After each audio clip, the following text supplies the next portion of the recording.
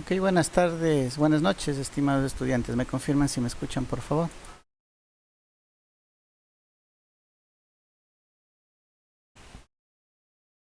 Ok, sí se me escucha, ¿no?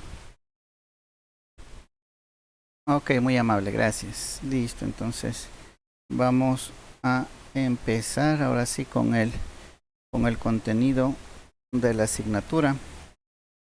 Vamos haciendo seguimiento en el cronograma que tenemos, entonces vamos a empezar, ¿no? Con la primera unidad.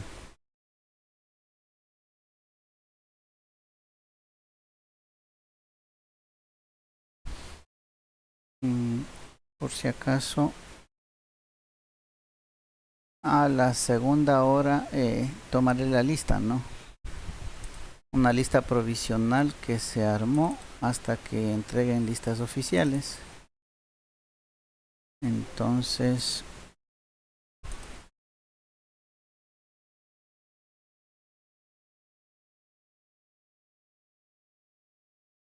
listo. Ok, aquí en esta lista provisional vamos a tomar, pero a la siguiente hora. Ok, vamos a empezar.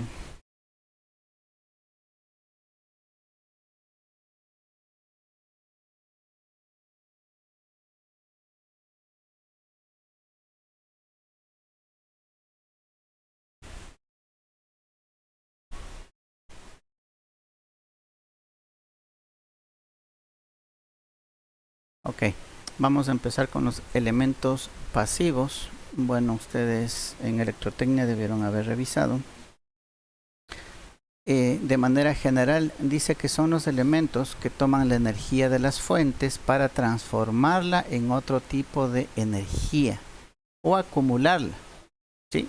Entonces, esos son los elementos pasivos, ¿sí? Los que transforman una energía en otra. En este caso dice que unos lo acumulan y otros transforman. Ya habíamos hablado en clases anteriores respecto a la resistencia, ¿no? La resistencia dentro de la definición normal, lo único que indican es que se opone a la circulación de corriente, ¿no es cierto? Por una parte es verdad, pero la otra, haciendo referencia justamente a la definición de elementos pasivos, es que estos elementos transforman la energía eléctrica, que sería la corriente, y la transforman en calor. Entonces, la resistencia, ¿sí? Es ese elemento que transforma la energía. La inductancia y el capacitor, en cambio, ellos acumulan, ¿no? Ellos acumulan la energía, no transforman, ellos acumulan, ¿ya? La inductancia en forma de campo magnético, ¿sí? Y la capacitancia a través del voltaje. Acumula voltaje, ¿no? Como una batería, como una pila, ¿ya?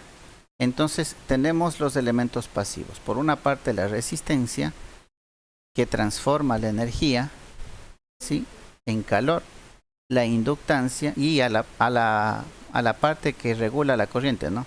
La inductancia acumula la energía en forma de campo magnético y la capacitancia acumula la energía en forma de voltaje, campo eléctrico, ¿sí? Aquí una primera pregunta. ¿Quién me dice que está mal de lo que estamos viendo? Ojo, son gráficas de textos, ¿no? Sin embargo, ahí está mal. Nosotros ya habíamos hablado de qué es un elemento y qué es un parámetro eléctrico. Aquí, ¿quién me dice qué es lo que está mal?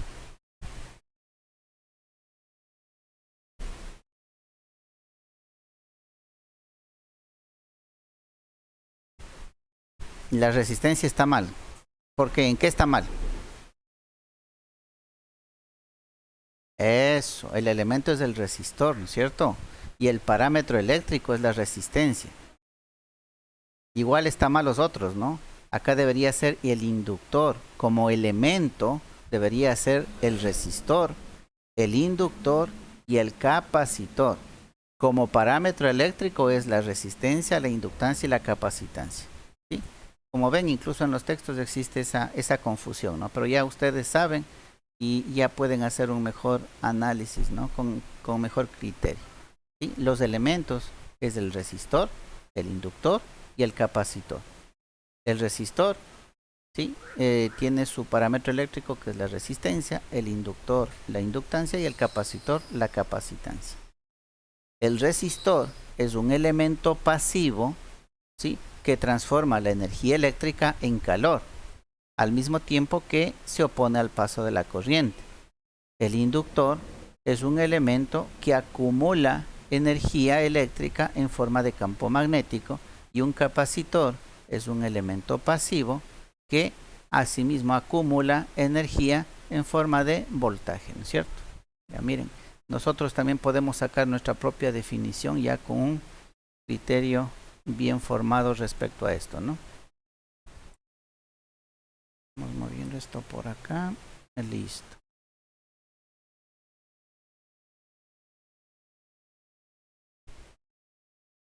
A ver, ahora vamos pidiendo la asistencia, ¿no?, de todos ustedes leyendo la parte del texto. Vamos con Franklin Castillo. ¿Me confirma si me escucha, por favor? Ay, ¿cómo le va? Ayúdenos con la lectura, por favor, donde dice significado de resistencia.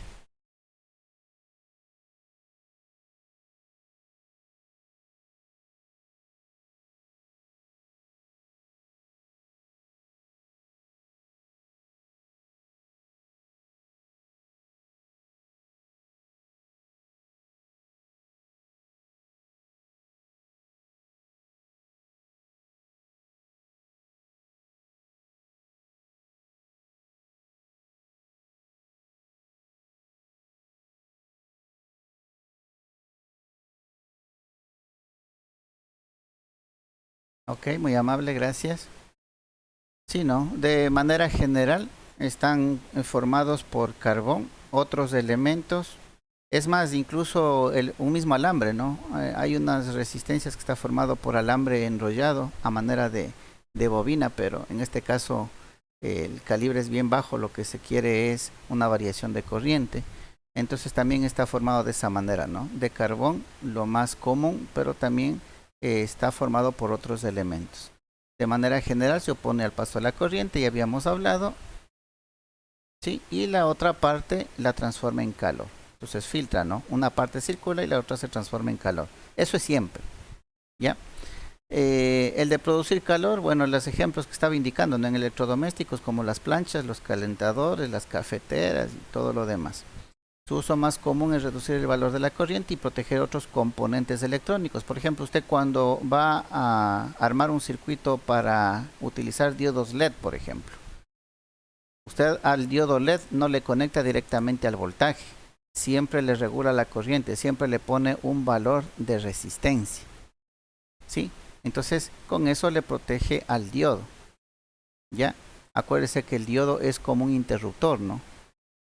A ver, justamente para que se entienda esto, vamos a abrir el apuntador.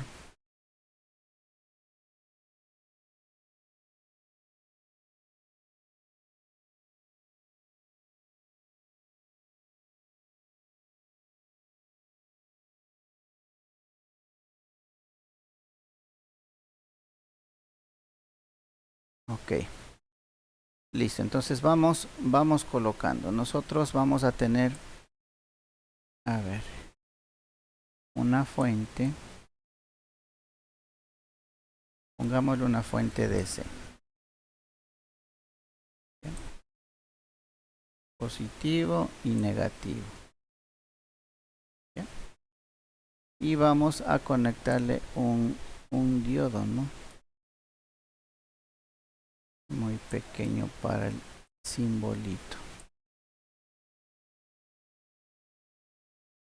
Ya, digamos que por ahí tenemos el diodo. Ya, aquí con las flechitas que da el símbolo de la luz. Bueno, no está tan bien hecho, pero digamos que ese es el diodo, ¿no es cierto? Si al diodo le colocamos directamente a la fuente, ¿que se nos va a prender? Claro que se nos va a prender, si nadie dice que no, pero no nos va a durar mucho tiempo el diodo.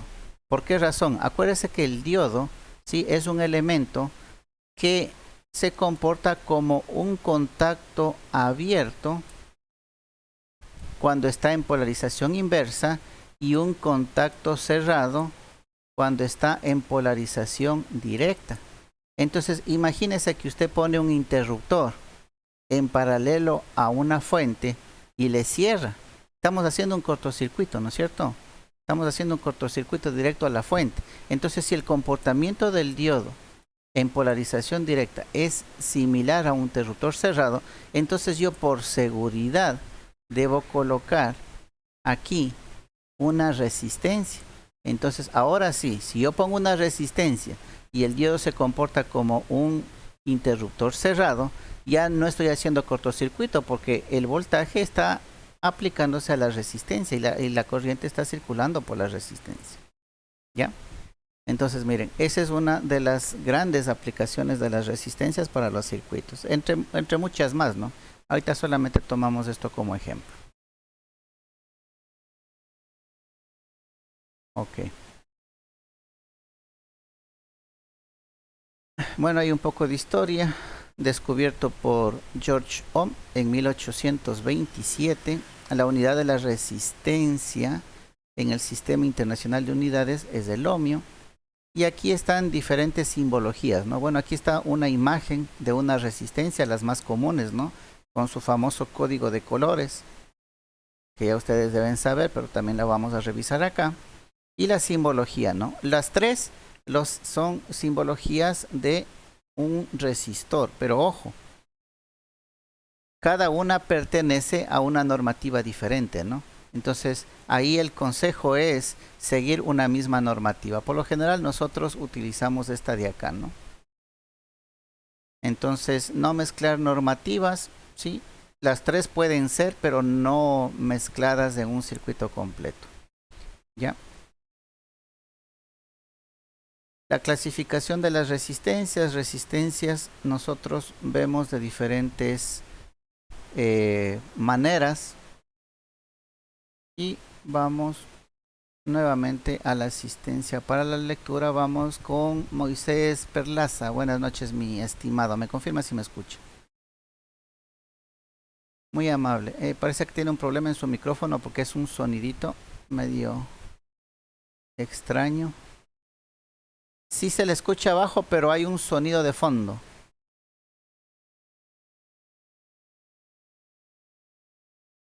No, bueno, solucionale, no hay problema. Vamos con otro compañero. No, no hay problema. Sino que no nos va a dejar escuchar muy bien. Vamos con Joel Cabrera. Me confirma si me escucha, por favor.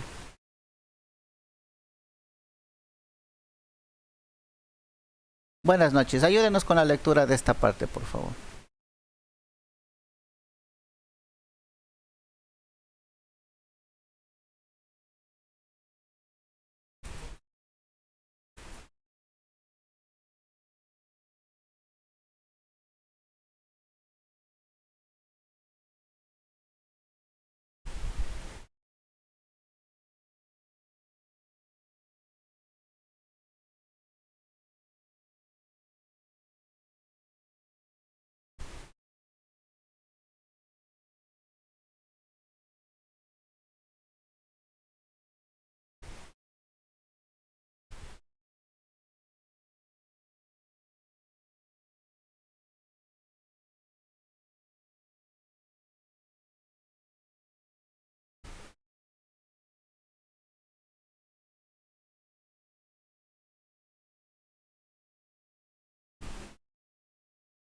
Ok, muy amable, gracias.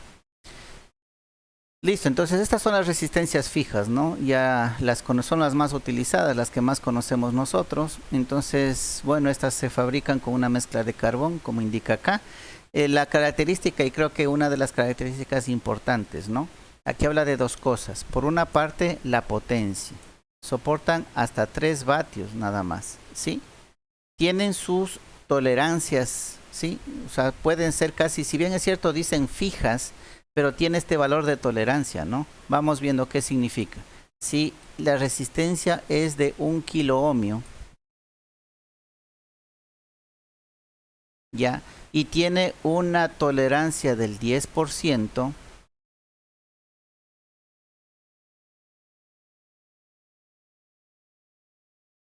¿Ya? Significa que el valor de esa resistencia puede estar entre 900 ohmios y 1100 ohmios. ¿Ya? Entre estos valores puede estar la resistencia. Aquí les hago yo una pregunta. Si me da 850 ohmios, ¿estará bien? O si es que me da 1200 ohmios, ¿estará bien? Esa resistencia, ¿debo dejarla en el equipo o será motivo de cambiarle? ¿Quién me dice?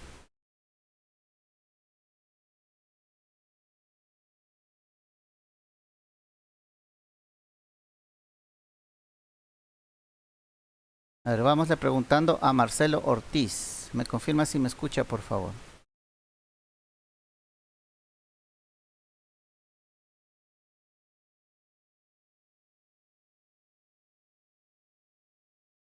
Ah, ya. La pregunta es la siguiente, ¿no? Aquí nos está diciendo que las resistencias son fijas en su valor, pero tienen tolerancias, ¿no? Del 5, 10 y 20%. Entonces aquí tenemos un ejemplo. Una resistencia de 1 kilo ohmio con un más o menos el 10% de tolerancia. Eso significa que el valor de mi resistencia, según el dato, debe estar entre 900 y 1100 ohmios. La pregunta es, si tengo un valor de 850 o 1200 ohmios, ¿está bien la resistencia? ¿Le dejo nomás o será de cambiarla?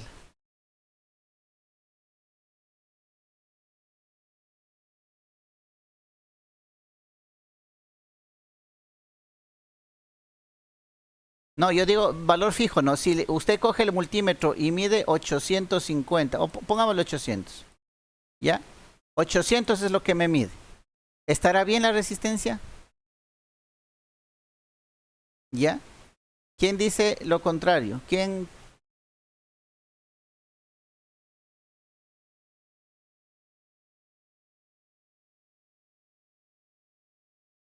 Verá que el 10% más. eh, Exactamente, ¿no es cierto? Aquí es el valor que indica, aquí estaría el 1000, ¿ya? Aquí estaría el 1000 ohmios, que sería lo ideal, ¿no? Tener 1000 ohmios. Pero como tenemos una tolerancia, se puede aceptar en más menos 10. Menos 10 sería 900 y más 10 sería 1100. Entonces, si cojo esa resistencia y le mido con el multímetro y está entre 900 y 1100, esa resistencia está buena porque me está cumpliendo con lo que me dice, ¿no? Pero si está fuera de ese rango, como el ejemplo que yo les puse, ya no está bien, por más que me marque. Ojo, y ese es un criterio que ustedes deben tener cuando hacen el diagnóstico o arreglan o detectan un fallo, ¿no? Para solucionar un fallo. No porque tenga valor de resistencia y un valor cercano, significa que esté bien. Por eso nos está dando, ¿no? Aquí si ustedes ven el código de colores es bien claro. Aquí dice, creo que está café, gris, dorado y dorado. ¿Ya? Ahí me está dando ya un valor de tolerancia. Pero si me salgo de esa tolerancia, esa resistencia está mala y tengo que cambiarla. ¿Sí?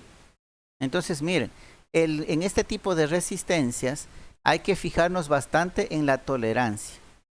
Vuelvo y repito, no porque nos dé un valor y un valor cercano significa que está bien. No, esta resistencia tiene que ser cambiada. Si es que el multímetro me mide 800 y es una de 1K más o menos 10%, entonces tengo que cambiar, porque no está dentro del parámetro. ¿Ya? Listo, eso por una parte. Entonces hablábamos de estas dos características, ¿no? De la potencia que soporta, ¿ya? Y la mala estabilidad de temperatura. Ojo, eso también es otro factor que a ustedes, que muy poco se tome en cuenta, ¿no? Como digo, una cosa es hacer el circuito en un laboratorio, en un taller, donde tiene ciertas condiciones, ¿sí? Y otra cosa es que ese circuito vaya a funcionar en otros lados, ¿ya? Entonces, miren, por ejemplo, ahí pueden ver ustedes una de las diferencias entre las tarjetas de desarrollo y los equipos ya industriales, ¿no? ¿Sí saben qué es tarjeta de desarrollo? Un Arduino, por ejemplo, es una tarjeta de desarrollo. Sí le ubican al Arduino, ¿no es cierto? Qué es el Arduino? Bueno, vamos a hacer una pequeña explicación. Una tarjeta de desarrollo, ¿sí? Es básicamente un microcontrolador que tiene entradas y salidas, ¿sí? Tiene entradas y tiene salidas, ¿ya? Tiene un microcontrolador y usted accede a ese microcontrolador a través de una programación, ¿ya? Ojo, esto de aquí también lo hace un PLC. Si han escuchado, ¿no? PLC se utilizan en la industria. Son los controladores lógicos programables. Eso es lo que significa, ¿no? En siglas en inglés.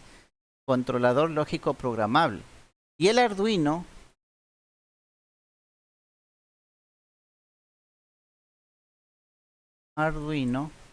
también hace lo mismo, ¿ya? Pero ¿cuál es la diferencia? El PLC es un equipo que ya está diseñado para trabajar en un ambiente hostil. O sea, ya es como quien dice vulgarmente, ¿no? Está hecho para ir a la guerra. Soporta calor, soporta maltrato, soporta muchas cosas, ¿ya? En cambio, el Arduino es una tarjetita que si usted no le sabe trabajar bien, se le va a dañar, ¿ya? Entonces, esa es la diferencia. Un PLC ya tiene un costo considerable, ¿no? Un PLC Siemens o cualquier cosa, ya estamos hablando de costos considerables. Y un Arduino tiene un bajo costo. Es justamente por los elementos con los que está construido, ¿no? Porque es una tarjeta de desarrollo que, si bien es cierto, cumple las mismas funciones, ¿sí? Pero no se lo puede poner en un ambiente industrial o dejarle funcionando las 24 horas del día, los 365 días del año. No hay cómo, el Arduino se le va a dañar. Pero un PLC sí. Ustedes vayan a una industria, vayan, yo que sé, aquí a Codesa, a la fábrica, pueden ir a otras empresas y ese PLC está conectado todo el tiempo, las 24 horas del día, 365 días están conectados y están trabajando. Entonces, estos equipos, ¿sí? Los elementos están considerados con esto de aquí, ¿no? Que va a estar, ¿sí? En un ambiente donde la temperatura va a estar variable, donde va a haber mala estabilidad, yo que sé, de voltaje, donde va a tener muchas condiciones adversas, ¿no? En cambio, el Arduino no. Parecido es a lo de acá.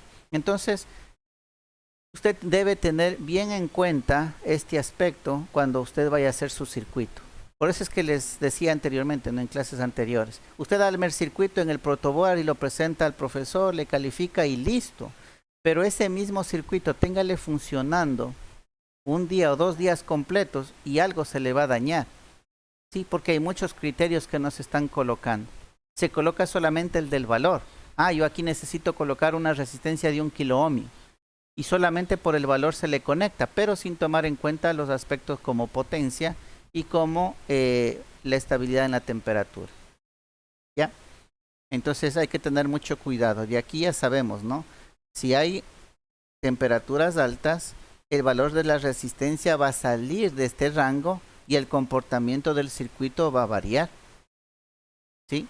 Si es que es un amplificador, ustedes saben, ¿no? Un amplificador, si es que se lo hace con transistores, es una relación de resistencias las que le da la ganancia. Si esas resistencias, si ese circuito amplificador está dentro de un ambiente donde la temperatura se incrementa, entonces los valores de la resistencia van a variar y las relaciones entre resistencias también. Entonces se puede tener o mayor ganancia que puede saturar el sonido del amplificador, o puede dañar los elementos, o puede tener menor respuesta, ¿ya? Entonces hay que tener pendiente, ¿no? Potencia es limitada y es bien susceptible a los cambios de la temperatura, una resistencia. Entonces, mire, esos criterios nosotros ya vamos a ir tomando en cuenta porque más adelante nos va a servir para justamente el objetivo de esta asignatura, ¿no? que es el de mantenimiento de equipos eléctricos y electrónicos. Pues ya sabemos, ¿ya? No sé si ustedes de pronto se han dado cuenta, ¿no? Hay equipos que usted los prende, funciona un rato y después ¡pum!, se le apaga o se le daña o se le presenta un fallo. Le deja enfriarse, otra vez le conecta y otra vez funciona bien, ¿ya? ¿Por qué es? Porque el momento que usted coloca el equipo, lo prende, los elementos están fríos. Entonces pasa un tiempo, ya empieza a funcionar, empieza a circular corriente, los elementos se calientan y el elemento, vuelvo y repito, forma parte de un circuito. El circuito cambia sus valores y automáticamente presenta el fallo. Entonces miren, ese síntoma de que usted conecta un equipo y después de un tiempo se le apaga o presenta el fallo, ya me da una idea de que tengo que ir a buscar un elemento que se está recalentando.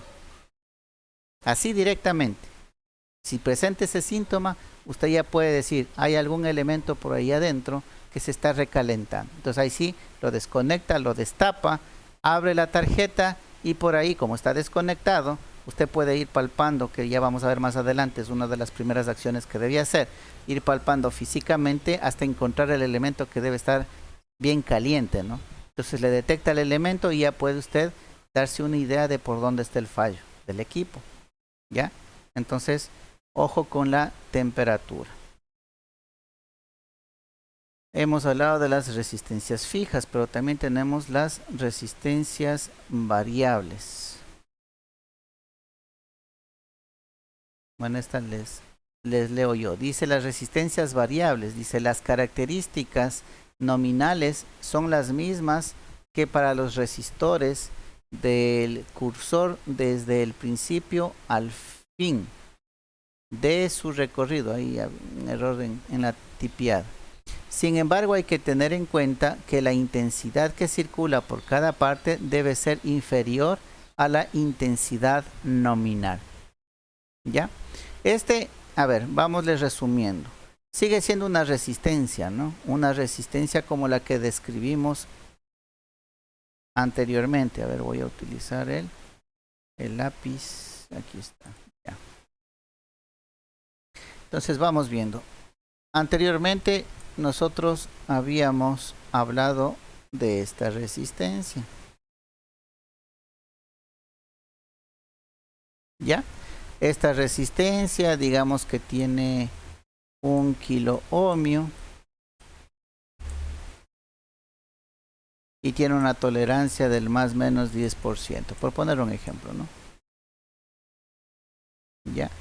Ahora, ¿cuál es la resistencia variable? Sigue siendo una resistencia que en los extremos, en el punto A y en el punto B, en sus extremos, sigue teniendo este valor, ¿ya? Pero esta resistencia tiene una tercera patita. Tiene un contacto, ¿sí?, aquí, un tercer punto, pongámosle C. Y usted puede irle recorriendo, ¿no?, con la perillita. O sea, le puede llevar hasta el punto A o le puede llevar hasta el punto B, ¿sí? Usted le puede mover. Y usted va a obtener un valor que sería entre un extremo, que sería el 0, y el extremo máximo, que sería 1 kilo ohm. Entonces usted aquí en este punto C, usted puede hacerle variar a la resistencia entre 0 y 1K. ¿Ya? Pero no se olvide que en los extremos siempre va a tener una resistencia como la que hablamos ayer, hace un momento, ¿no? Perdón, una resistencia fija entre los extremos. Lo variable es con la toma central. Y de esto, con la imagen ya nos podemos estar dando cuenta, ¿no? Son los famosos potenciómetros que nosotros utilizamos o vemos en los equipos, ¿no? Es para subir y bajar el volumen, ¿sí? Esos son los más comunes que hemos visto. Estos pequeños son para regular, ¿no? Son para regulación. De pronto usted tiene un circuito que tiene que afinarlo ya cuando está armado, ¿ya? Entonces no va a poner una resistencia fija, ¿sí? Porque no sabe cuál será. Entonces le deja con estos potenciómetros. Arma el circuito, lo pone en funcionamiento y lo afina, ¿no? Lo afina hasta lograr alcanzar los valores deseados. Para eso se utiliza también la resistencia variable. Esta ya es un poco más interior en la tarjeta y usted tiene que acceder con un destornillador pequeño, ¿sí? Y justamente como les decía, en la tarjeta. En cambio estos de acá ya están hechos para colocarle una perilla y que sean accesibles desde afuera, ¿no? Para el usuario. Como es el caso de volumen, como les decía. Ya, el símbolo de una resistencia variable es como el que está aquí. ¿Sí? Y eso por el momento. Sí, se sigue teniendo las mismas precauciones, ¿no? La temperatura también va a afectar, ¿ya? Hay que ver que la circulación de corriente... Perdón, ¿alguien quería decir algo?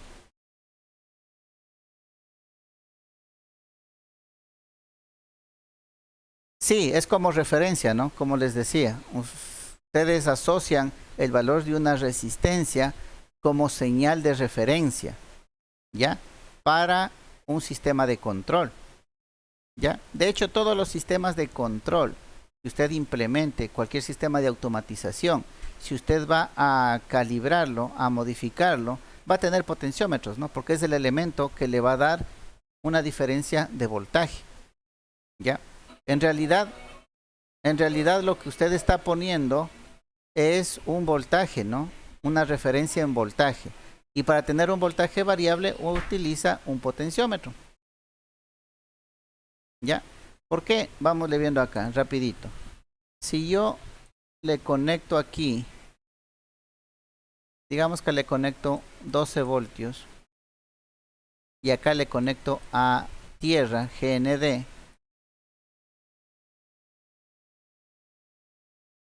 ¿Ya? Entonces, el momento que yo muevo esta perilla, yo ya no voy a tener resistencias entre 0 y 1 kilo ohmio. Aquí voy a tener un voltaje entre 0 y 12 voltios. ¿Ya? Entonces, miren, he pasado de valores de resistencia a valores de voltaje.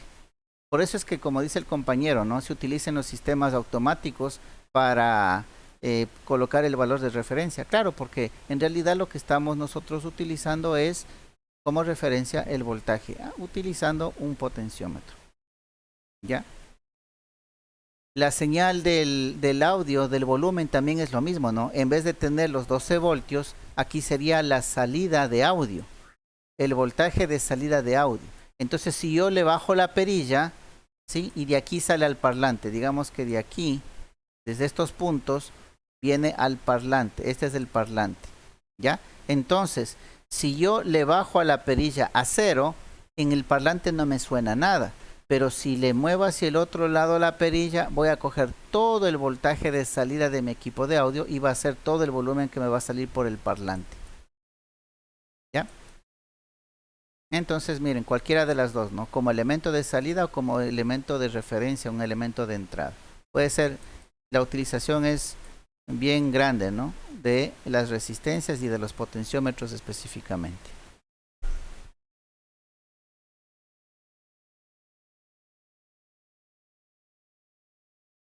Ok, vamos a las resistencias no lineales.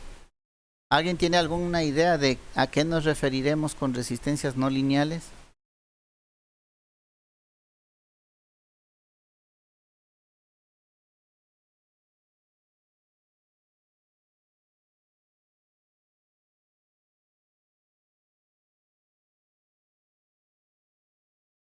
A ver, de manera general dice, las resistencias no lineales son aquellas en las que el valor óhmico, o el valor de la resistencia, no el parámetro eléctrico, varía en función de una magnitud física. ¿Ya? Entonces ahí, por ejemplo, tenemos una fotorresistencia. No sé si ustedes han visto, ¿no? Las famosas fotorresistencias. No es más que, bueno, tiene una plaquita como plaquita ahí baquelita, tiene los dos alambres en los extremos y de aquí tiene como un serpentín, ¿no? ¿Ya? Entonces, ¿cuál es la idea de esta fotorresistencia? Que tiene un valor de resistencia, pero esta resistencia es variable. ¿Y de qué va a depender? de la incidencia de la luz. ¿Ya? Entonces, dependiendo de la luz, la resistencia o aumenta o disminuye. Estas fotorresistencias se utilizan, por ejemplo, en las fotocélulas que ponen en los postes. En los postes ponen, ¿no es cierto?, para que se prenda automáticamente las lámparas. ¿Ya? Entonces son las fotoceldas que se llaman, y como elemento sensor tienen una fotorresistencia. Entonces cuando la luz, estamos en el día, ¿sí?, la luz se apaga, y cuando ya no hay luz, cuando cae la noche, la luz se prende. Fotorresistencia. ¿Sí? Otra aplicación, por ejemplo, es en los sensores de temperatura, ¿no? Los que hay en las neveras, por ejemplo. ¿Ya? Para saber que estamos en nevera o en congelación, existen unas resistencias térmicas. Esa resistencia también varía en función de la temperatura. Varían directamente o varían inversamente. ¿A qué me refiero con eso? De que mientras más fría sea la temperatura, ¿ya?, aumente el valor de la resistencia. ¿Ya? O también puede ser cuando más calor haya más valor de resistencia. Entonces hay de los dos tipos, ¿no? Los sensores que varían directamente con la temperatura o inversamente a la temperatura. Y también debe tener mucho cuidado, ¿no? Entonces, por ejemplo, si están, vuelvo y repito, en una nevera ustedes van a ver que los sensores no es más que una resistencia variable. ¿Ya? Pero ojo, esa resistencia varía inversamente. Esas son las famosas resistencias no lineales. Entonces tenemos la fotorresistencia, tenemos esas resistencias de las neveras y cualquier otra magnitud física, ¿no?, que también varíe. Puede ser con un arrollamiento de presión, aunque ahí son más los materiales piezoeléctricos que se manejan para presión, ¿no? Ese es otro tipo de material. Incrementa la presión sobre una placa piezoeléctrica y varía un voltaje, ¿no? Un valor de voltaje. Entonces, bueno, ahí no se aplica mucho la resistencia, es otro tipo de sensor. Esto estamos hablando ya de sensores, ¿no?, cuando estamos hablando de resistencias no lineales. Listo. Eso en cuanto a resistencias. Entonces tenemos en la clasificación tres tipos, ¿no? Las resistencias fijas, las resistencias variables y las resistencias no lineales. ¿Ya? Aquí nada más a manera de repaso, esto ustedes ya deben saberlo. Las resistencias se las puede colocar en serie o en paralelo, ¿sí? Si se le coloca las resistencias en serie, ¿sí?, la resistencia equivalente es la suma de las resistencias individuales, ¿no? Aquí tenemos un ejemplo y eso ustedes ya la saben. ¿Sí? Si tenemos tres resistencias, vamos a hacer un pequeño gráfico.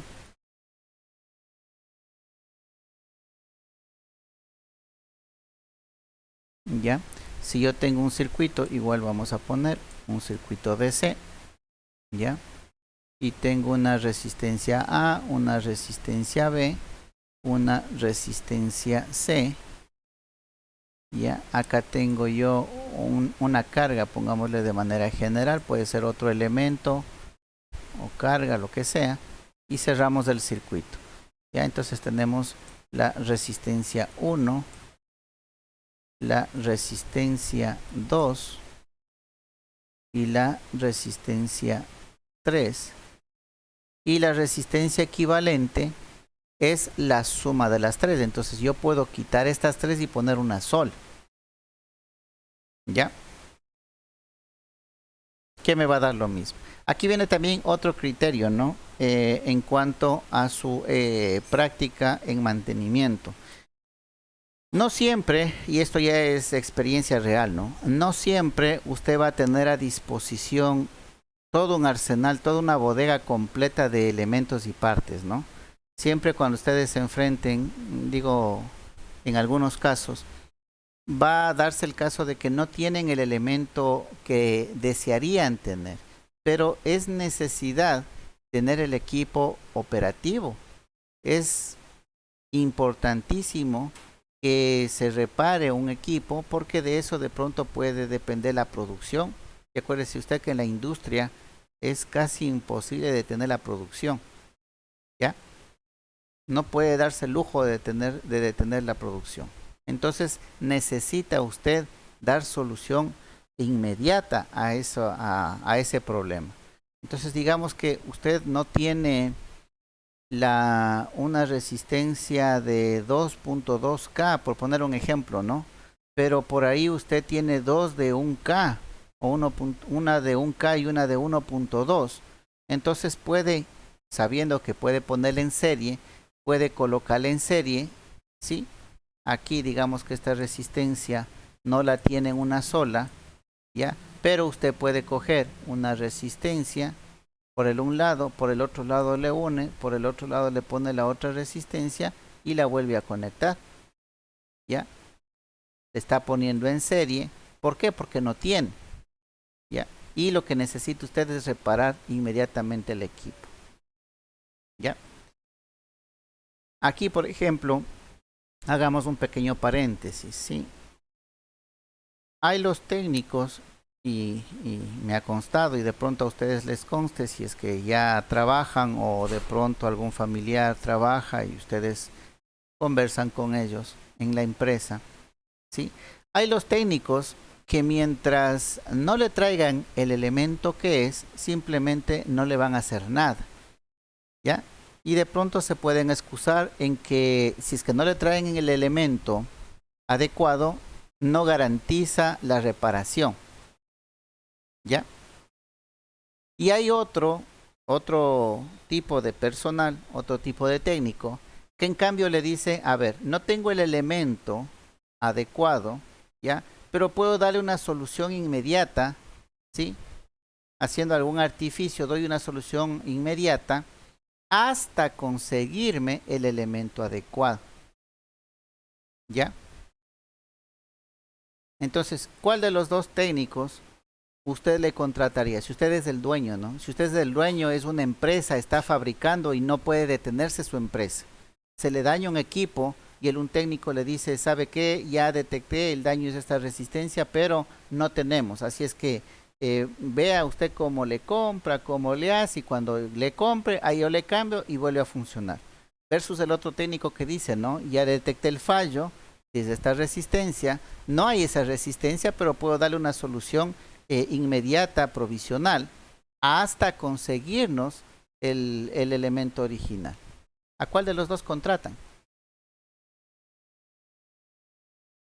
Al segundo, ¿no es cierto? Entonces, ese es el pensamiento que ustedes deben tener. Parece algo lógico, sin embargo, es una gran realidad lo contrario. Ustedes vayan a la empresa, sobre todo empresa pública, ¿no? Aquí en Esmeraldas, y los técnicos son de esa manera, ¿no? Puede ser mecánicos de diferentes carreras, ¿no? De diferentes áreas. Mientras no le traen el repuesto que es, ellos no mueven un dedo y se quede eso parado hasta que le traigan el repuesto que es. ¿Ya?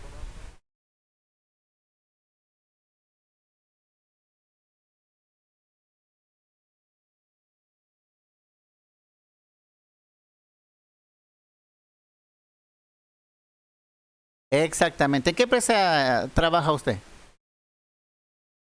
Ah, en Codesa. Ok, listo. Ya ve. Entonces, eso que se está hablando ahorita, eso usted solamente le veía cuando está trabajando, ¿no?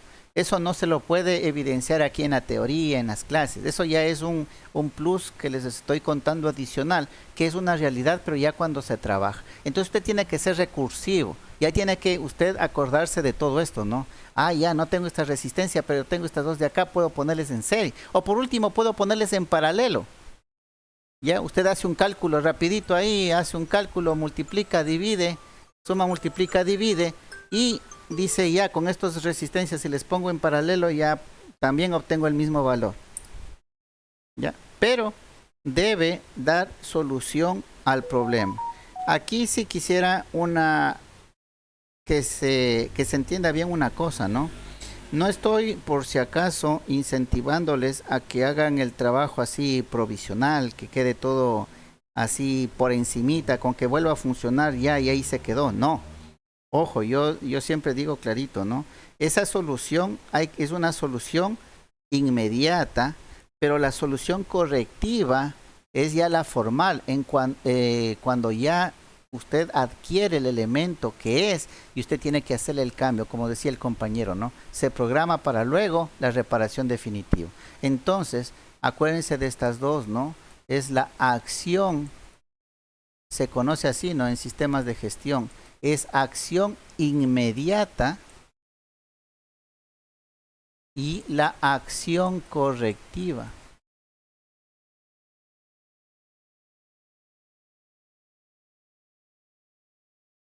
¿Ya?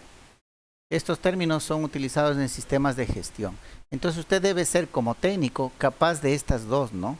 No solamente de realizar una acción correctiva, o sea, yo vengo, detecto, pero tráigame el repuesto, si no, esto no funciona, ¿ya? Como mencionábamos anteriormente, ¿no? Por ejemplo, en el campo de los vehículos es mucho más crítico. Ahora los concesionarios están llenos de técnicos que dan soluciones, ni siquiera detectan bien, diagnostican bien, ¿no? Solamente le ven de manera general y muchas veces creen, ¿no? Y lo digo por experiencia propia. Va con un fallo el vehículo y le dicen, tiene que cambiar esto. Le hacen cambiar el kit completo y resulta que sigue con el mismo fallo. O sea, ni siquiera fue eso, pero usted ya gastó, usted como cliente ya gastó. Y ni siquiera fue ese el problema. Y así van, ¿no? Entonces ni siquiera sé cómo llamarles a esos técnicos, o sea, ni siquiera me dan una acción correctiva, eficaz, sino están ahí al ojo, ¿no? Al ojo, ojalá le atinen al fallo. Pero anteriormente sí, ¿no? Anteriormente detectaban el fallo y detectaban el elemento que era hasta el final y ahí le daban el correctivo. Entonces ahora la acción esa correctiva que se les da es de cambiar toda la tarjeta o todo el módulo o todo el kit, ¿ya? Pero podemos ir un poquito más allá, ¿sí? A detectar el fallo, a diagnosticar bien cuál es el elemento que está dañado y hacer el reemplazo, que puede ser inmediato para no detener la producción y luego puede ser el correctivo para cambiándole completamente el elemento, ¿ya? Pero estamos hablando a nivel de elementos, no a nivel de módulos o tarjetas. Pero hoy por hoy es fácil ver, ¿no? Hay que cambiar el módulo completo, la unidad completa. ¿Ya? Y eso representa costos, eso representa dinero. Si es que fuera su empresa, siempre tiene que ponerse en ese plano, ¿no? Si usted fuera el dueño de la empresa, ¿qué me conviene más? ¿Cambiar un módulo que cuesta cientos o miles de dólares o buscar el transistor, buscar el integrado, buscar la resistencia, el diodo que está dañado y eso cuesta, ¿qué? Cuesta dólares, ¿ya? Entonces, siempre tiene que ponerse en ese plan, ¿no? Y eso serían las acciones que usted debería, como buen técnico, tomarlas, ¿no? La inmediata, pero luego no se olvide de hacer la corrección, ¿sí? Definitiva. No se quede solamente en la inmediata, ¿ya? Y no se quede solamente en la correctiva. Que si es que no tengo el elemento no hago nada. Listo, entonces esto de las resistencias en serie, ya saben, ¿no? La resistencia equivalente es la suma de las resistencias parciales. En las resistencias en paralelo, ¿ya? Entonces podemos ver este tipo de ecuación, ¿no? Que la resistencia equivalente es la multiplicación de las resistencias dividido para la suma. Aquí un poquito varía, ¿no? Vamos a hacer el circuito nuevamente. A ver, pongámosle la fuente. Pongámosle, a ver.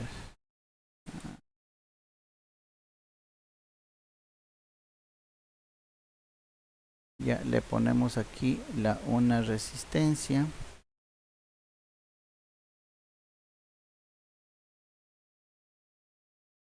Y hagámosle con dos resistencias. Ya. Esta sería R1. Esta sería R2.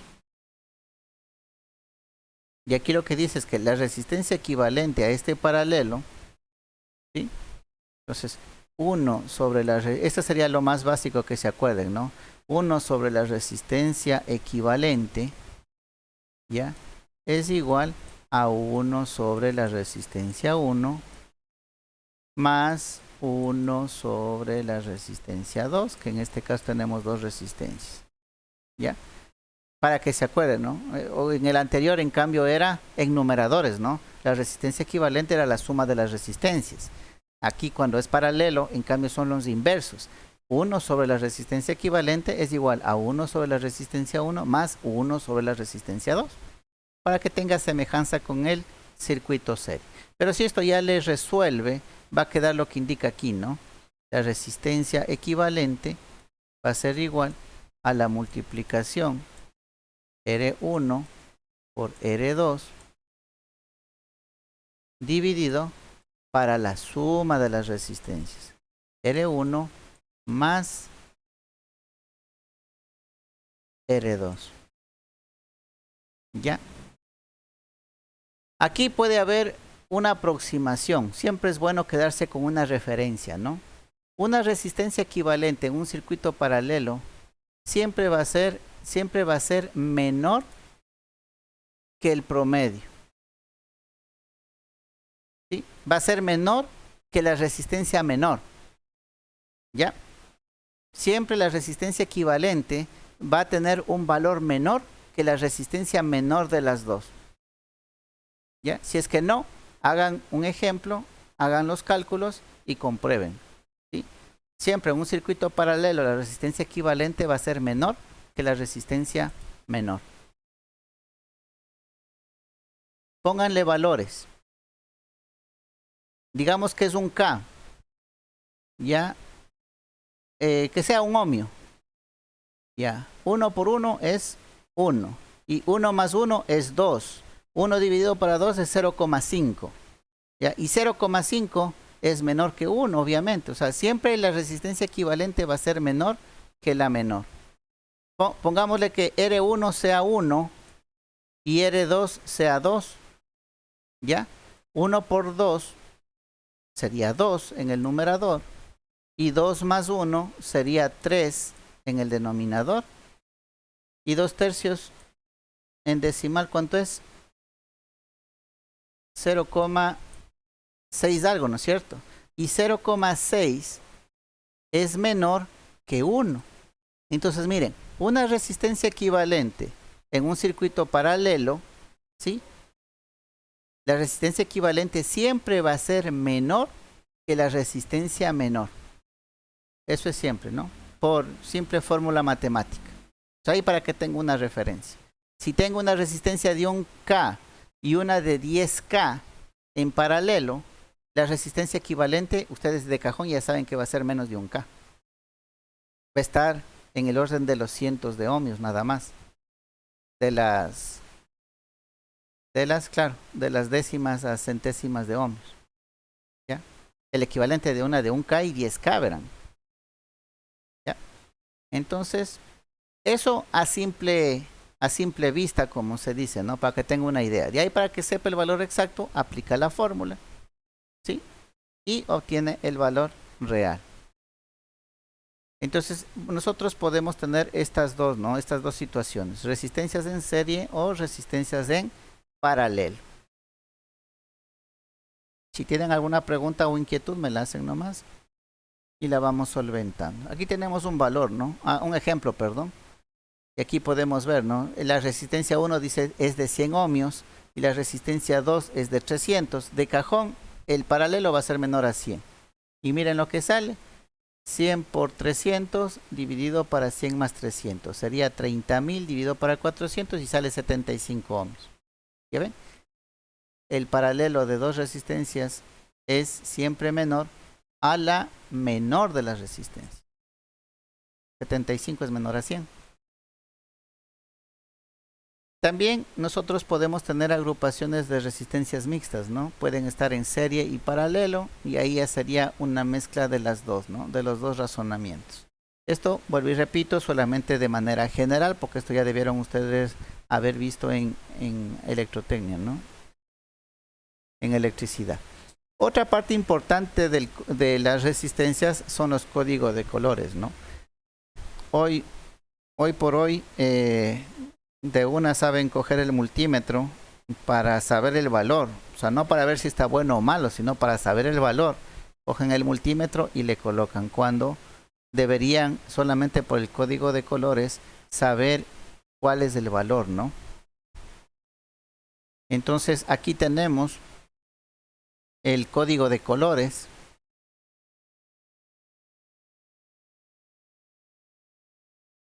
Y a mí me enseñaban de una manera, ¿no? Por ejemplo, a ver si me acuerdo de la manera que me enseñaron a mí alguna vez.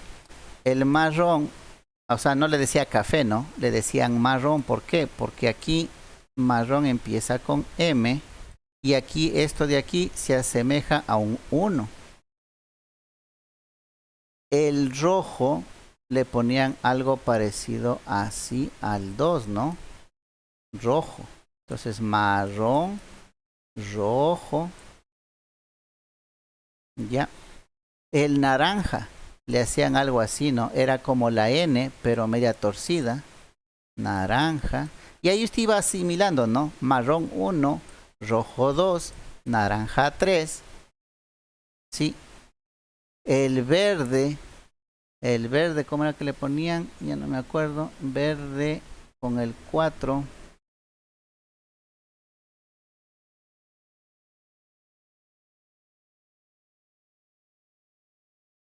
Ah, no, miento. Amarillo es con el 4. ¿Ya? Entonces ahí queda, ¿no? El 4, amarillo. Así, el 4 con la A. ¿Ya? El verde era con el 5, entonces era casi como hacer así. A ver, no, el 5 en romanos, ¿no? El verde. El 5 en romanos. Y así, ¿no? El 6 no era azul, sino se le aproximaba a celeste, ¿no? Se le ponía celeste para que quede el primero parecido al 6. Entonces así, bueno, era un método que nos enseñaban y ahí nosotros asemejábamos la primera letra con el número.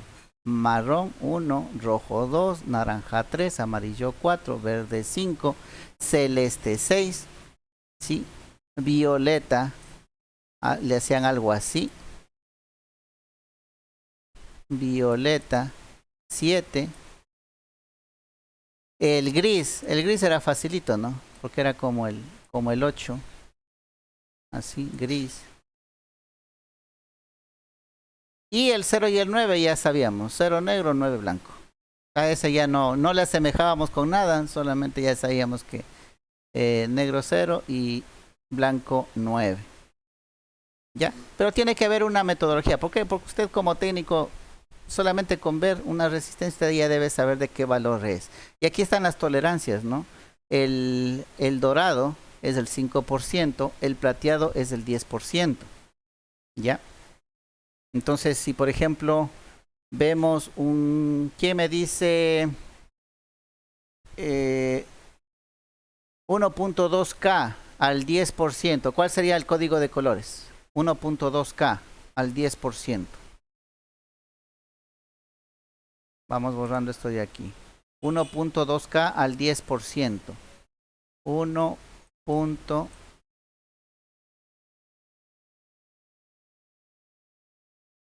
Al 10%.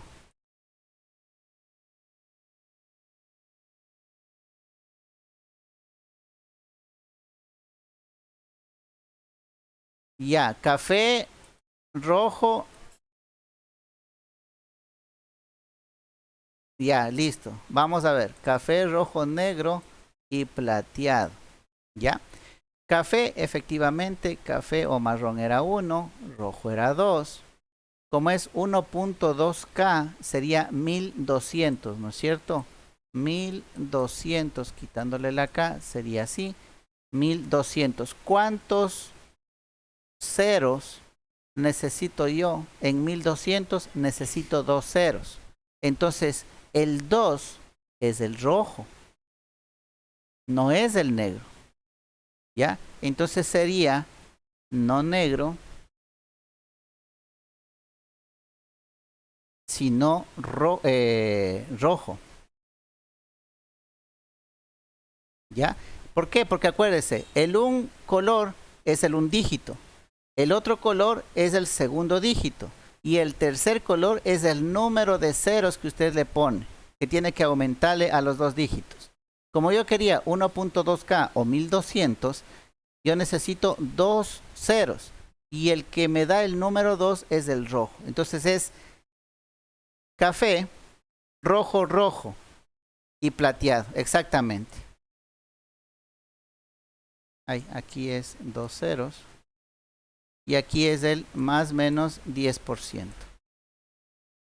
¿Ya? Entonces 1.2K al más menos 10% es café, rojo, rojo, ¿sí? Y plateado. Listo. Así debemos ir leyendo, ¿no? Eso es solamente cuestión de práctica para nosotros saber. Ahora sí, una vez que usted ya con el código de colores sabe, ¿no? Si esto es el 10% de 1200, ¿qué sería? 120, ¿no es cierto? El 10% sería 120. Estaríamos hablando 1200 menos 120, estaríamos hablando de 1080, ¿no es cierto? De 1080 hasta 1320, gracias. Hasta 1320. Entonces, mire, esto yo ya sé. Esto, hasta aquí tienen que llegar ustedes, sin ninguna ayuda de nada. Ahora sí, ustedes sacan la resistencia, miden con el multímetro y el valor tiene que estar entre este rango. Si está fuera de este rango, esa resistencia tienen que cambiar. Vamos con otro criterio. Este elemento llamado resistencia, vamos a dibujarle por acá. ¿Ya? ¿Qué opciones de fallo tiene? ¿A qué me refiero con opciones? Un elemento puede, vamos a dibujar un circuito.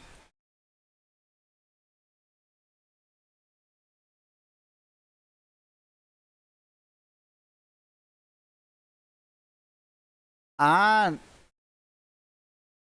A ver, perdón, lo que pasa es que estoy graficando en otra pantalla.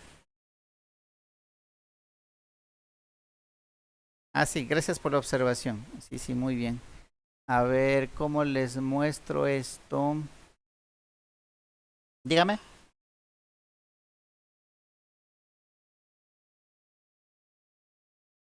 A ver, casi no le escuché bien. ¿Me repite, por favor?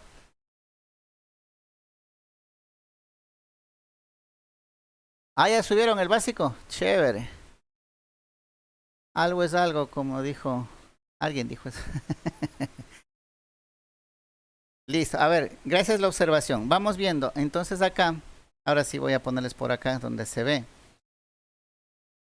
Vamos a hacer el circuito, ¿no es cierto? Y tenemos un elemento, no voy a decir si es resistencia, capacitor. Ya, por acá digamos que tenemos la carga.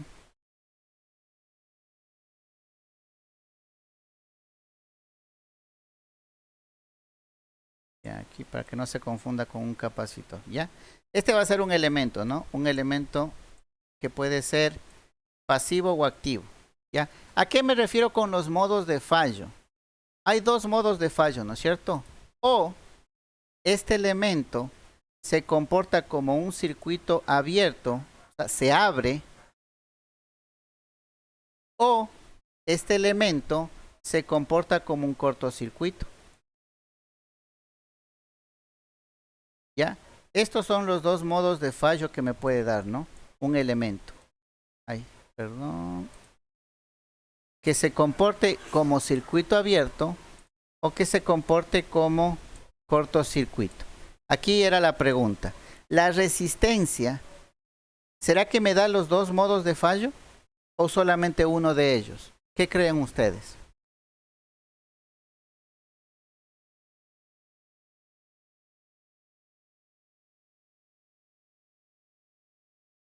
Ya, una resistencia me puede dar los dos modos de fallo. O sea, ¿puedo encontrar una resistencia que me esté haciendo cortocircuito? o una resistencia que esté abierta.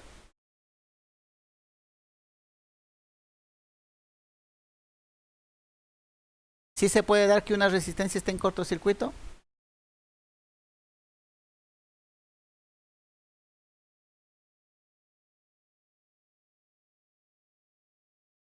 Ya, muy bien.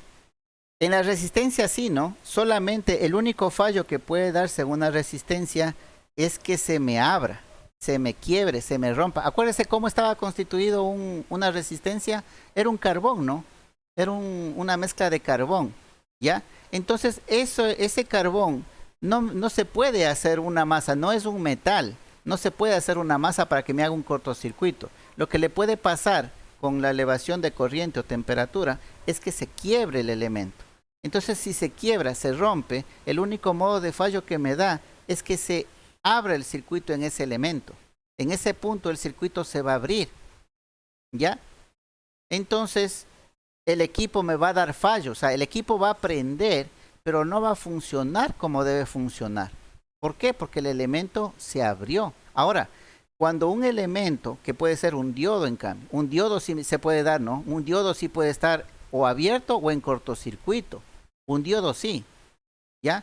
Entonces, si es que el equipo definitivamente no prende, ¿sí? Porque se activa la protección de cortocircuito, significa justamente eso, que hay un elemento en corto, ¿ya? Pero si un equipo prende, pero prende con fallo, significa que hay algún elemento que no está funcionando. No está en corto, pero no está funcionando adecuadamente. Puede estar dañado, quebrado, ¿sí? Pero no en corto.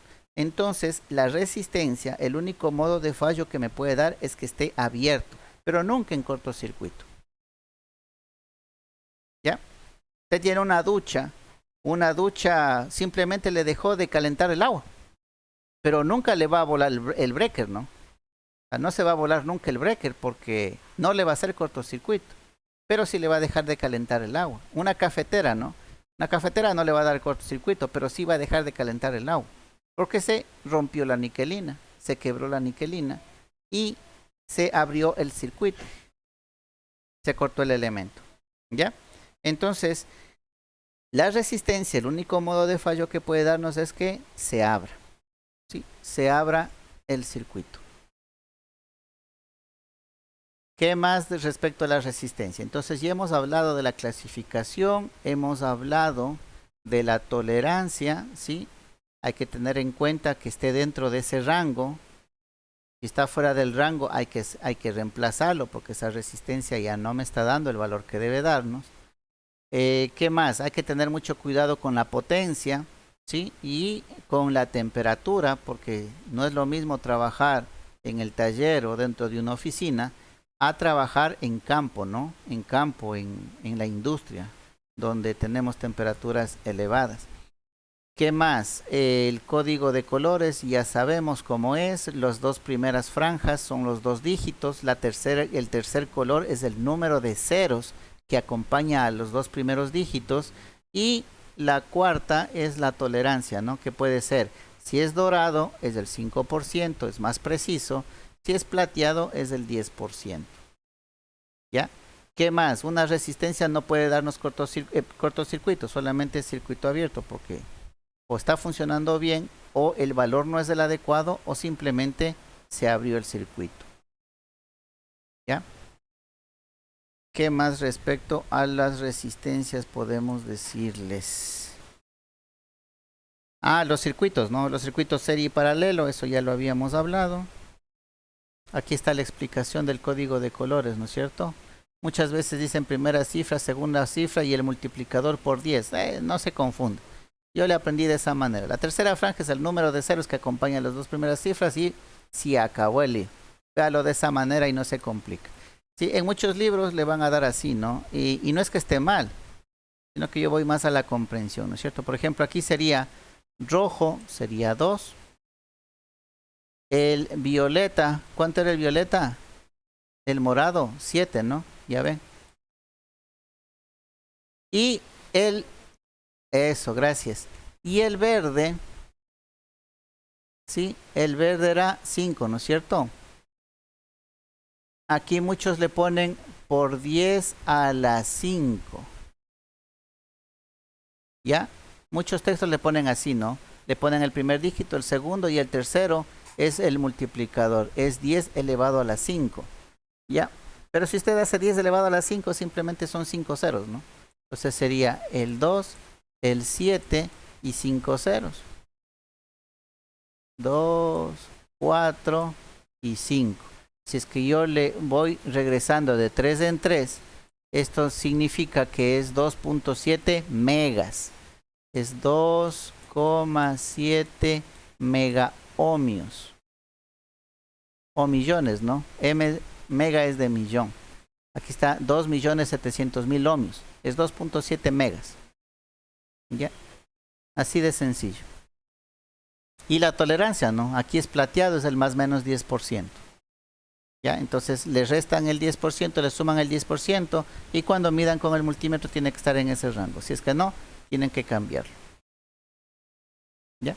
Así de sencillo. Como quiera verlo, ¿no? Unos textos le dicen así, 10 a la 5, otros, el caso más práctico. Auméntele 5 ceros, es el número de ceros que acompaña a los dos primeros dígitos. Como usted lo entienda mejor. ¿Qué más en esta parte de los elementos de las resistencias? Creo que ya no más de la resistencia, ¿no?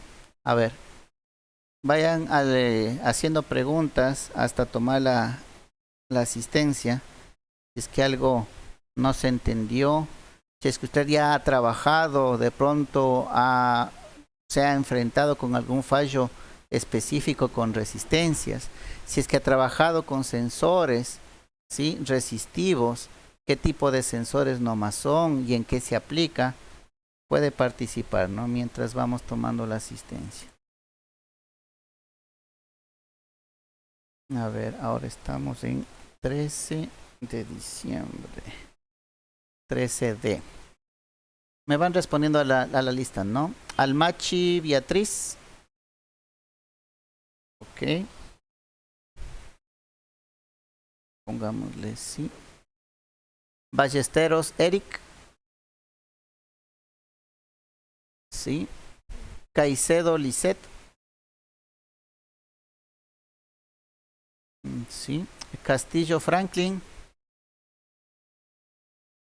Ok, sí. González Nicolai. González Nicolai. Ok. Guerrero Francisco. Ok, gracias. León Erika. Ok, gracias. Lucas Manuel. Ok. Marred Norman.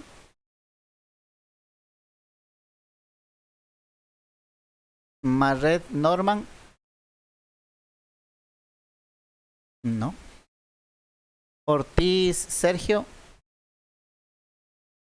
Ok. Perlaza Carlos. Perlaz. Perdón. Ah, ya, ok. Sánchez Adrián. Sánchez Adrián. No. No sé si hay alguien más que esté y no consta en la lista. Esta lista la bajé de los que están matriculados, ¿no? En el aula virtual, por si acaso. No hay listas todavía oficiales. Entonces me basé en los matriculados del aula virtual. Pero si hay alguien que no esté, me avisa para colocarle, ¿no?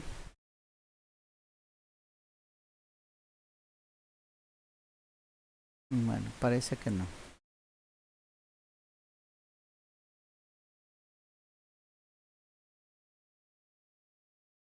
Ok, listo. Entonces ese sería el registro de la asistencia del día de hoy.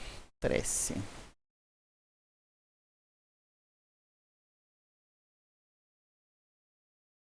Listo. ¿Alguna pregunta, algo respecto a las resistencias desde el punto de vista de mantenimiento, no?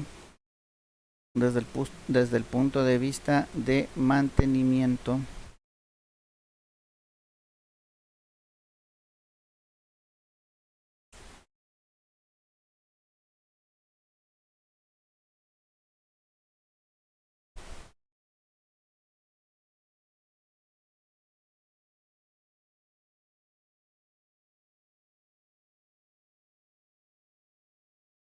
Bueno, capacitores, ya lo veremos la siguiente clase para no adelantarnos mucho.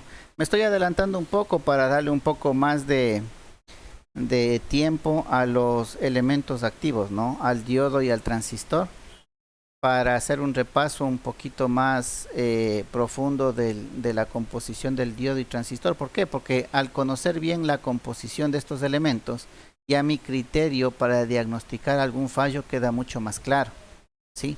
No es bueno pasarlo, no, el diodo es solamente o circuito abierto o circuito cerrado, está polarizado directo o inverso. No es solamente eso, sino que hay que entender un poquito más su construcción, cómo está y cómo se ha ido desarrollando, de tal manera de nosotros poder también diagnosticar, ¿no? Tener un mayor criterio para diagnosticar algún fallo. Entonces, de ahí, por ejemplo, nos debemos de demorar un poquito más y compensamos los tiempos, ¿no? Que nos estamos acelerando un poco en esta parte.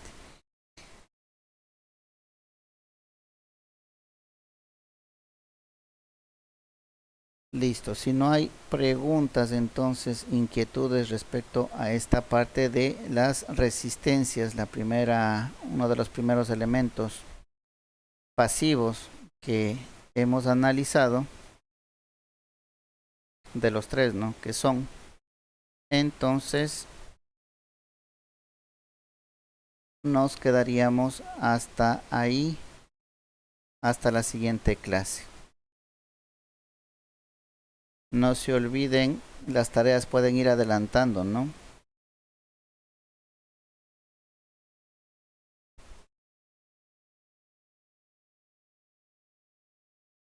Vaya viendo que la tarea 1 no tiene mucho que ver con el contenido, ¿no? Es un contenido extra respecto a los implementos necesarios para la soldadura de elementos electrónicos. Entonces es una consulta, ¿no? Esto lo van a consultar ustedes y lo revisaremos en clase, sí, pero como no forma parte de aquí del temario, entonces espero que lo consulten de buena manera, ¿no? Hay muchas cosas, traten de ver lo principal, ¿no? Ustedes pueden decir, hay un multímetro, venden creo que hasta en los supermercados, ¿no? En el aquí también creo que pueden conseguir unos cautines tipo lápiz que se llama, y son de bajo costo. ¿Cuál es la diferencia de ese cautín con otro que son súper caros, ¿no? ¿Cuál es la diferencia? Y yo me iría un poco más allá, ¿sí? Sin importar la diferencia de precios, ¿cuál sería lo fundamental por donde deberíamos irnos? Al proceso mismo de la soldadura, ¿no? El proceso de soldadura. ¿Qué elemento utilizamos para soldar? El estaño. ¿Por dónde debería yo ir realizar mi consulta? ¿A qué temperatura se funde el estaño? Porque sea el cautín de $1 o el de 60 o $100, a la final tiene que hacerme lo mismo, que es que derretir el estaño. Entonces, mi primera consulta, lo primero que me nace sería a qué temperatura se funde el estaño. Y con ese valor, con ese parámetro, ya puedo ir analizando, ¿no? Toda la variedad de cautines que hay en el mercado. Miren, este cautín es de 20 vatios, este ha sido de 40, este ha sido de 60, de 80. Esta pistola de aire me da tanto calor. Entonces, usted puede decir, no, este está demasiado abajo a la potencia para la soldadura, ¿sí? Entonces, miren, ahí pueden ir teniendo criterios, ¿no? No es consultar por consultar, vuelvo y repito, creo que eso ya hablamos, ¿no? En la revisión de la evaluación diagnóstica. El pensamiento que se debe ir madurando es el de cuestionarse, el de buscar el por qué, ¿sí? El de encontrar respuestas, el de comprender las cosas. Teoría puede encontrar bastante, se meten al buscador, al Google, ponen equipos de soldadura, le aparece un montón, copian, pegan y entregan. No, ya olvidémonos de esa manera, ¿no? Vamos con un criterio un poco más profesional. Yo me iría por ese lado, ¿no? Primero a consultar el estaño a qué temperatura se funde y según eso ir analizando lo que encuentro en el mercado y ver cuál sería un implemento ideal, ¿no? ¿Para qué aplicaría el de lápiz? ¿Para qué aplicaría el de aire caliente? ¿Puedo aplicar los dos? De pronto otra cosa que también sería importante en la parte de soldadura es ver, ¿no? Si es que las tarjetas, por ejemplo, son bien débiles, frágiles, pequeñas, si es que yo le pongo un cautín de potencia grande, esas pistas van a salir disparadas, no solamente el elemento, sino va a sacar el elemento y las pistas de la baquelita. Entonces debe haber un criterio, ¿no? Un criterio para los diferentes tarjetas y para los diferentes procesos de soldadura y de soldadura que yo vaya a hacer. ¿Ya? Entonces, enfóquese, analice con criterio un poquito ya más maduro y realice la consulta, ¿no? Esto lo estaremos revisando en las clases también para tener conocimiento de entre todos los trabajos. Aunque en el foro justamente creo que es eso, ¿no? En el foro nos vamos a intercambiar trabajos y ustedes van a debatir, ¿no?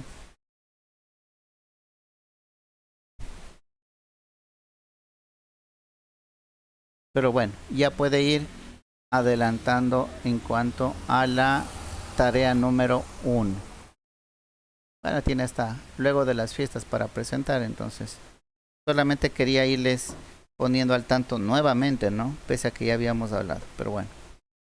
Listo, jóvenes. ¿Alguna pregunta de esta primera parte? Hemos llegado hasta donde son los resistores. Luego veremos los capacitores en la siguiente clase y en esta semana ya cubriríamos lo que estaba previsto, ¿no? Y si podemos adelantar un poco, por lo menos hasta los diodos, mejor. Para hacerlo con más detenimiento y con más calma.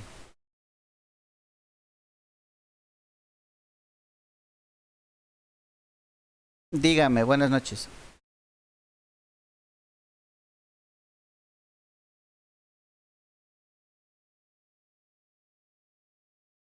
Hay que subirla. Sí, ahorita puede ir recopilando información, ¿no? Información de la consulta. El cómo yo ya le voy a subir en el aula virtual cuando sea ya de entregar. La próxima semana yo ya le subiré al aula virtual. Ya le indicaré el cómo, ¿no? El cómo tiene que presentar. Ya, ahí le indicaré que la consulta, bueno, usted tiene que hacerlo en un archivo, poner un encabezado, ¿sí? El que sería la asignatura, su nombre, la fecha, ¿sí? El tema, coloca la consulta, eso lo transforma en PDF, el PDF le guarda con el nombre, con su apellido y su nombre, ¿no? Para subirlo a una dirección de Drive. La dirección del Drive también yo ya la proveeré cuando ponga la tarea en el aula virtual y ahí lo entrega y hace la confirmación del enviado en el aula virtual, porque acuérdese que en el aula virtual no podemos subir archivos, ¿ya? Pero sí podemos confirmarle. Entonces usted simplemente pone enviado cuando ya lo haya hecho para que quede el registro en el aula virtual. Pero el archivo en sí, el archivo PDF, usted lo va a subir en una dirección de Drive para ahí sí hacer la revisión respectiva. Pero esos datos yo los estaré subiendo en el aula virtual, ¿no? Cuando corresponda. Por el momento usted ya puede ir consultando, puede ir grabando en su computadora todo lo que encuentre respecto a los equipos necesarios o elementos, implementos necesarios para la soldadura. ¿Sí? Dígame. Aquí mismo estaba, ¿no? Aquí en los datos, aquí indica, el grupo de WhatsApp tiene este nombre, ¿no? IPA 21-medio MEE, que es mantenimiento de equipos eléctricos y electrónicos. Está creado por el representante del curso. Si usted no está en ese grupo, ahorita mismo puede enviarle el número al representante para que lo agregue, ¿no?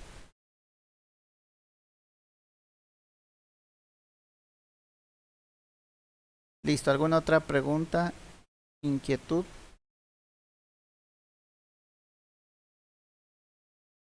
No.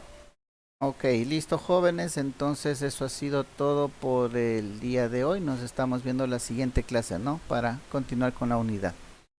Que tengan una buena noche, ¿no?